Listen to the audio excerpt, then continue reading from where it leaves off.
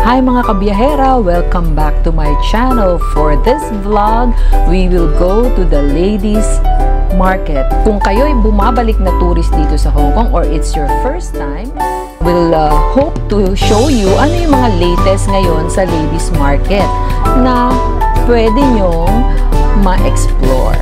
Okay, I hope you learn from this vlog as usual. And so, we arrived dito sa Mong Kok. Medyo ang haba ng biyahe namin kasi nakabus kami. Actually, pwede kang makarating dito sa ladies market by bus or as always by MTR. So, ang pinakamalapit na MTR station sa ladies market ay sa Mong Kok Station, specifically exit D2 or D1. Bago tayo magsimula sa ating exploration, Dora the Explorer tayo ngayon. Naka-backpack ako para pagka nag-shopping, hands-free. Para safe tayo, nasa harap ang aking backpack. Siyempre, mahaba yung ladies market, baka ma-call of nature ka. So, bago ka mag-dive in sa ladies market, hanap ka muna ng comfort room, toilet, however you wanna call it. Ang isang tip ko, you can go here at Argyle Center. Nandito na tayo sa harap ng Tong Choi Street, the start of the ladies market. So, let's begin our exploration. Motik pa dumaan siguro. Let's start! Go!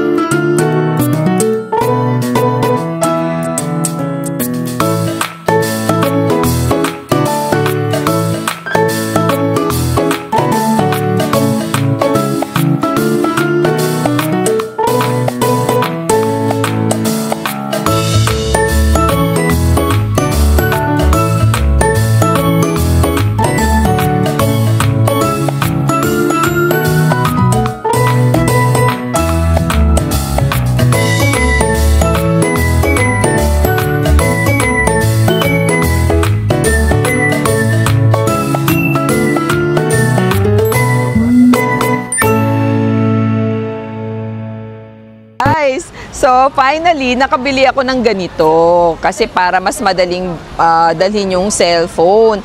Dito nakuha ko siya ng $40. For sure, mas mababa pa to kung talagang makikipaghagilan. Pero okay na rin.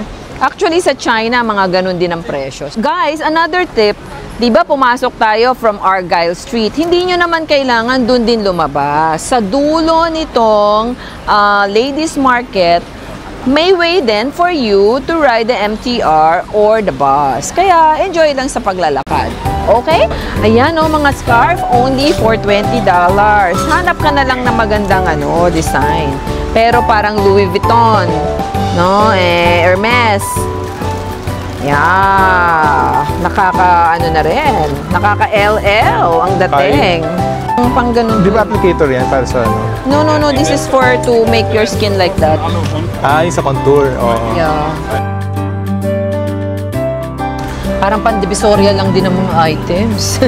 Kaya mag-ingat, ha? Huwag masyadong ma-overwhelm. Huwag excited. Huwag excited. Baka naman meron din sa atin, kaya huwag kayo masyado excited.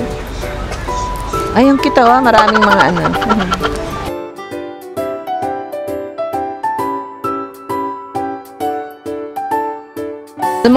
amazingly, hindi tight. Before, pag pumunta ka dito ng Sunday, ang daming tao. Okay, update. So far, mga nakikita pa rin natin ay yung mga nakita natin in the past. Like mga imitation bags. Take note ha, asan may camera? Ito, ay pala. Take note ha, mga kabiyahera. Ang mga bags dito ay class A or baka nga lower class pa. Kaya wag masyadong magpabudol. Kung feel mo naman maganda yung quality, then buy. Pero hanggang maaari, syempre, ingat. Okay? Kung meron kang inaay na bag na original, kabisado mo yung itsura, yung texture and what, pumunta ka dito, pag medyo malapit, why not, di ba? Pero pag hindi mo rin naman alam, do not. Mga kabiyahera, andito sa katutak na ref magnet and everything so nice. They even have this. Yung mga famous food and snacks here in Hong Kong. So cute, di ba? So para sa inyo na collectors ng mga ref magnet, you can go to this shop and check their stocks. Okay? Mura ng pamura. Okay, palalim ng palalim tayo sa Ladies Market Street at pababa ng pababa ang presyo. Yung mga J. Kasi dito sa Hong Kong, yan ang expensive or parang pinupunta ng mga tao, they buy jade. Pero sabi ng friend ko, may mga categories daw yan, may mga classification. So, there are those that are real and there are those that are not so real na mas toxic pa pag sinuot mo. So, kung hindi ka maalam or hindi reliable yung bibilin mo, again, do not. Do not buy. Na inatak ako sa man lang. Thank you, I come back. Tara na. Saman daw. Saman daw ah. Saman lang. Nagbibenta dito. Talagang hinahatak ko yung mga benta. Doraemon 1. Saman ah. Oh, ayan, di ba? Nagsimula kami ng 3 siyam. Ngayon, 10 na lang ang isa. There. Kaling, mahusay. Very good. Yan, isam se, lok chat bat gao sap. Sam se, sam se, Yo chi pa. Ba jo ling.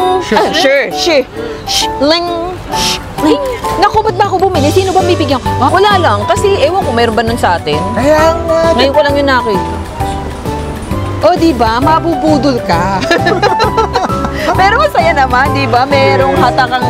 May hatakang exercise. Gusto mo nga makikita yan? Ito yung try niya kay ate.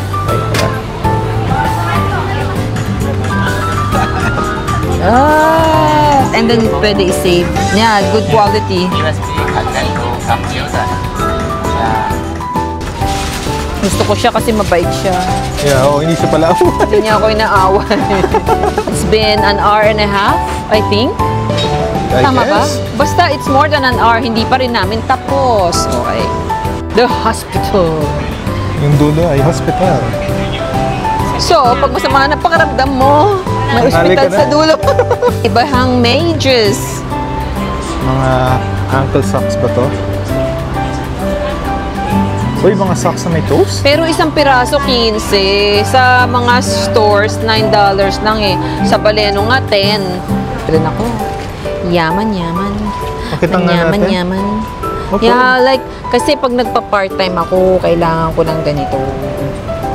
Para hindi na ako nag-iintindi ng patali-tali ng buhok. Yeah. Sa Pilipinas, naganap akong ganito, parang mga 50. Sa Divisoria daw, mura. Eh, hindi naman ako mapunta doon.